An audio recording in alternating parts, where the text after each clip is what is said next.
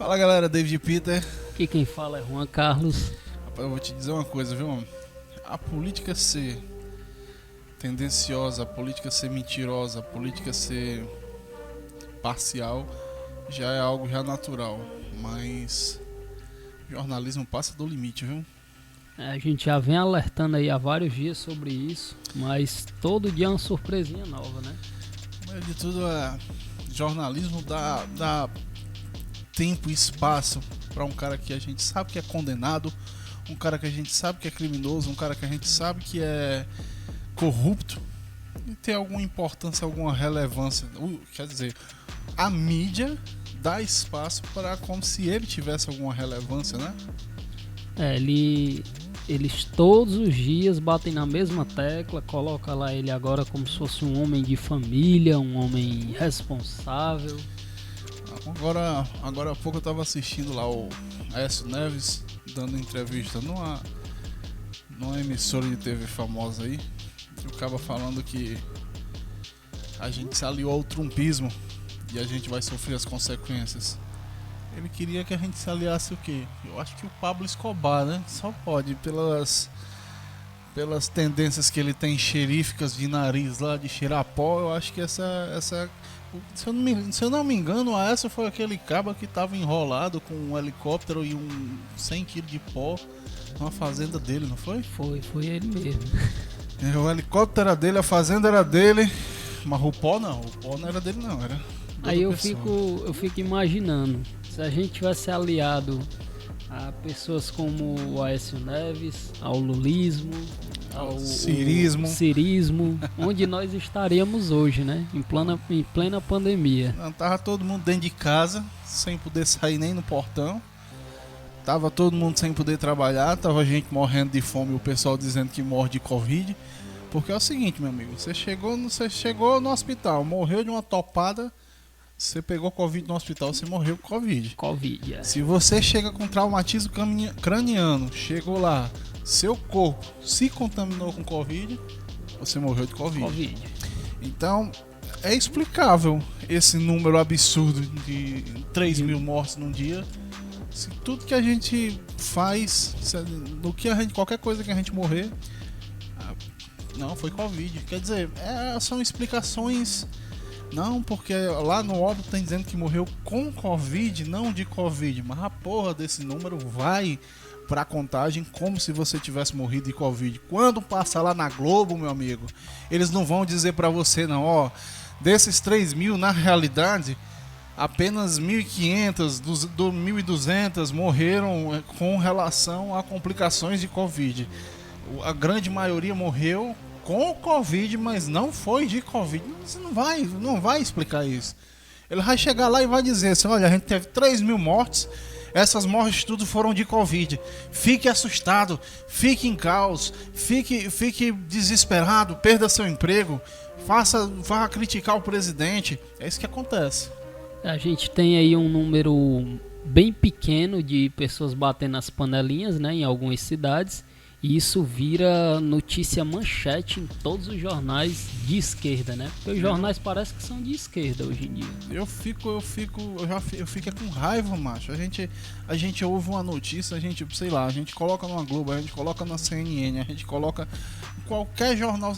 Como eu tô dizendo, são poucos os jornais que falam a notícia como tem que ser. O que é que tá realmente certo, o que é que tá realmente errado. Então não tem como você tá lá conferindo todos esses números, chegar e dizer assim, não, olha, foram 3 mil pessoas que morreram oriundas da Covid. Quer dizer, eles podem falar qualquer número para você vai acreditar, o povo já tá com medo, certo? E é o seguinte, você não vê dizendo que, olha, o presidente aqui está providenciando 6 milhões de vacinas por semana. O presidente comprou 138 milhões de doses de vacinas. O presidente está com comprou insumos para 38 milhões de vacinas. Você vê. Porque o presidente ele não está fazendo o papel dele, ele não falou a palavra lockdown no discurso dele. Meu irmão, vá tomar no... Sabe? Não tem sentido você fazer um jornalismo porco acreditar no jornalismo desse só para amedrontar as pessoas. Aí a gente tem o quê? Você vai na rua, você vê uma pessoa que não pode ficar na areia de uma praia. Porque vai pegar Covid. Com 30 graus, a pessoa tem risco de pegar Covid. Dentro de casa lá, ela não tem, né? Aliada com várias e várias pessoas ali, tudo aglomerada dentro de casa, não tem risco de pegar Covid. Então, assim, uma lei pétrea é algo que nem você, querendo, você consegue se desvencilhar desse seu direito. O direito de ir e vir em tempos de paz é um deles, certo? Então, o que a gente vê por aí é abuso de autoridade por parte de policiais mal treinados, de guardas municipais que, não sei, querem ter um rei na barriga. Não sei qual é a desculpa que eles têm para serem tão violentos, tão truculentos, esse desvio de finalidade, esse abuso de autoridade que eles estão fazendo com cidadãos, porque de repente o cara tá sem uma máscara, tá andando no meio da rua, de repente o cara tá simplesmente fazendo um exercício. Hoje de manhã eu vi um vídeo de uma policial fazendo uma criança chorar, porra. Não, porque você está sem... É inacreditável. E aí também eu vi um outro vídeo de um rapaz que é da Ucrânia, pô. Esse cara fazendo um vídeo dizendo assim: acabou, não tem mais o que conversar, são ditadores, esses governadores. E eu concordo com eles são ditadores. Mas agora o que acontece? Ele é um louco com relação a essa parte, ele dizendo que vai fazer uma guerra civil no Brasil. Disse que se a polícia for pra cima, eles também vão pra cima, também vão atirar. Se o governador for pra cima, eles vão, quer dizer, vai se iniciar um caos. Só tá precisando de um louco desse e uma pequena fagulha para se iniciar uma guerra civil. As pessoas já estão estressadas, já estão a um nível de ansiedade imensa.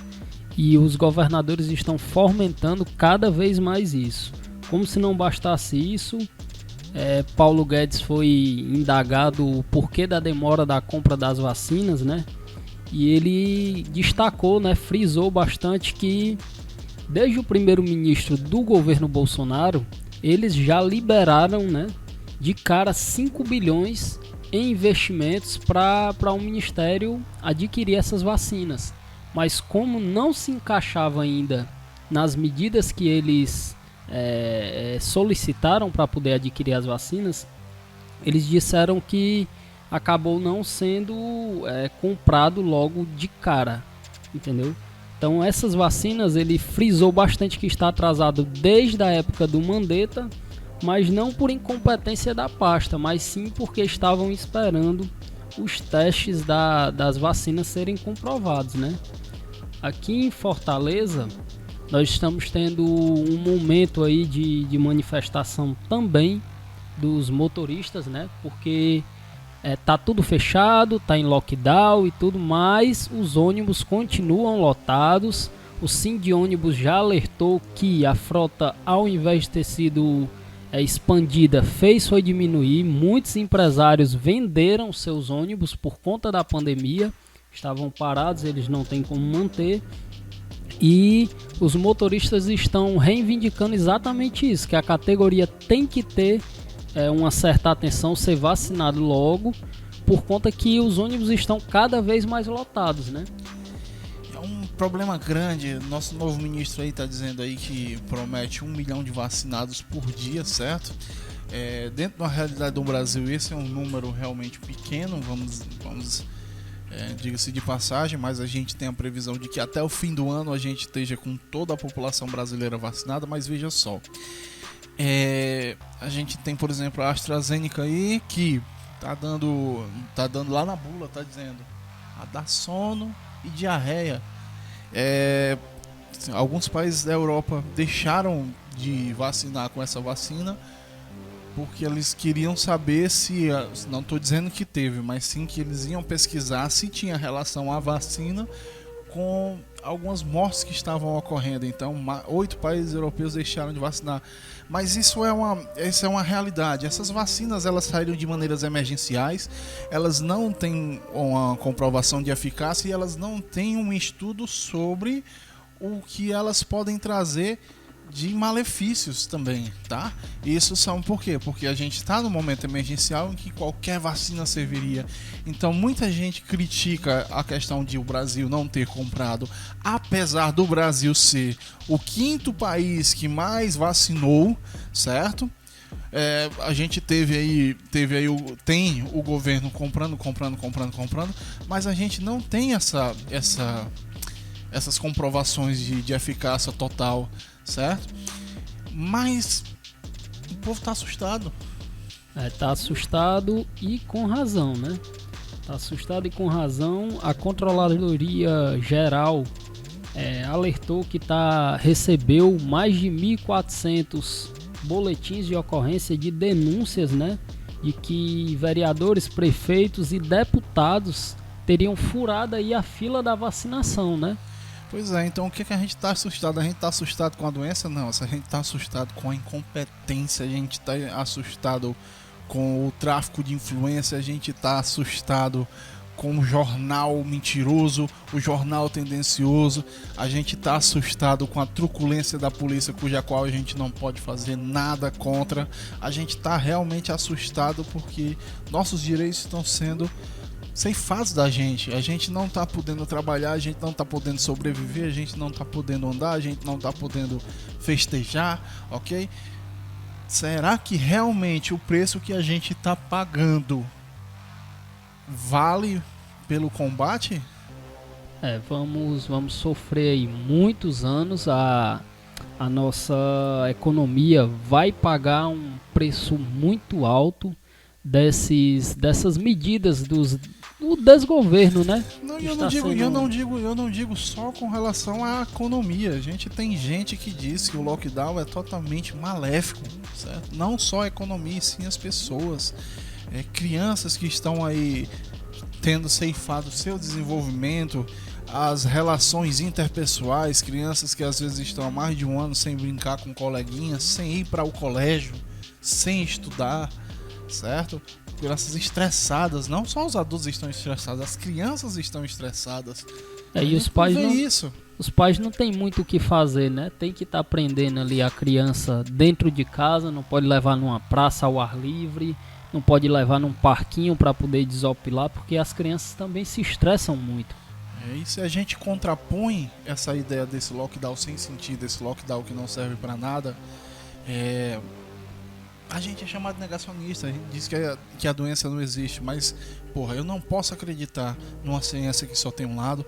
Eu que sou estudante de ciências, eu digo que a ciência se baseia no contrapartido, a ciência se baseia no debate, a ciência se baseia em várias teses, e essas teses são postas à prova, e essas teses são debatidas, e a gente sempre procura derrubar as teses. Não existe uma tese que ela seja unânime, certo? Toda unanimidade é burra. E o que a gente tem de unanimidade são as medidas que a maioria dos governadores do Brasil estão fazendo. E acreditem, se vocês virem os números, os estados que estão fechando mais, os que estão com mais medidas restritivas, são aqueles que têm mais morte. São os que estão tendo números mais negativos. Agora, uma coisa incontestável é que o lockdown está gerando um número gigante de desempregados, e dessa vez foi a vez do Batista Lima se manifestar, né? Ele disse que vai ter que demitir muita gente da equipe dele e fez um questionamento muito importante. Ele perguntou aos governadores, aos vereadores, aos prefeitos em que eles estão perdendo, né? Porque eles estão perdendo aí sonhos que eles construíram durante muitos anos e os saláriozinhos deles continuam garantidos, né? Prefeitos, governadores, deputados, federais, estaduais. Pois é, meu amigo, aí é o que a gente tem hoje, o que a gente foi noticiado hoje. Essa questão dos motoristas que estão à frente aí, e eles estão com muita possibilidade sim de serem contaminados, assim como o pessoal da saúde. Então eles fizeram uma greve geral, ou seja, se essa greve se alastrar pelo Brasil, a gente vai ter um problema gigantesco com transporte, certo? A gente tem a truculência das autoridades, a gente tem medidas restritivas sem estudos científicos comprovando sua eficácia, reclamam tanto de uma cloroquina, de uma azitromicina que diz que não tem a eficácia comprovada, mas o lockdown ele tem a eficácia comprovada, a eficácia de que destrói tudo, não só a economia como as pessoas. A gente tem loucos já fazendo discursos de guerra civil, a gente tem, por exemplo, teve esses dias a gente teve uma manifestação para ir para frente da casa do Dória e todo o entorno foi protegido pela polícia. Então tá tentando colocar tudo isso, o desemprego, a fome, o medo, eles estão sendo colocados em um caldeirão, estão sendo mexidos. E já esse caldeirão explode. E você, governador, e eu não estou falando só do governador do meu estado, e sim dos 19 que estão nessa linha de frente aí de politicagem, de politicagem com relação ao discurso sobre a doença, você vai ser o culpado disso. E essa violência que você está plantando aí, você vai colher. Ele vai respingar sobre você, certo? A não ser que você fuja do país. Mas acredite, o que a gente vê hoje é um prenúncio do caos, um prenúncio de guerra civil. As pessoas não têm mais alternativa, né? A gente sempre consegue as coisas na base da manifestação, na base do gritar, do pedir de maneira mais exaltada, porque a população no geral não é ouvida quando simplesmente reivindica, certo? Quando se reivindica, o que acontece? Eles são parados pela polícia, né? Não se pode mais manifestar as suas como é que eu posso dizer, suas ideias, suas vontades, suas necessidades, né? Vamos dizer assim, período de pandemia não é mais só vontade, é uma necessidade poder trabalhar. Então é isso, pessoal. Apesar da gente ter muitas boas notícias sobre a fabricação de vacinas, sobre compra de insumos, sobre compras de vacinas, sobre a boa gestão do governo, certo? A gente também tem no nicho estadual essas notícias que estão levando a gente ao medo e ao caos, certo? E eu não vou dizer para você, fique bem, cada um sabe da sua realidade e sabe até onde aguenta. O que eu posso dizer é boa sorte em qualquer decisão que você tenha. E é isso aí, pessoal. Esse era o assunto que a gente queria comentar hoje. Quem ficou com você aqui foi David Peter. E aqui foi Juan Carlos. Desculpe a raiva, é porque aqui, meu amigo, quando não é 8... é 80.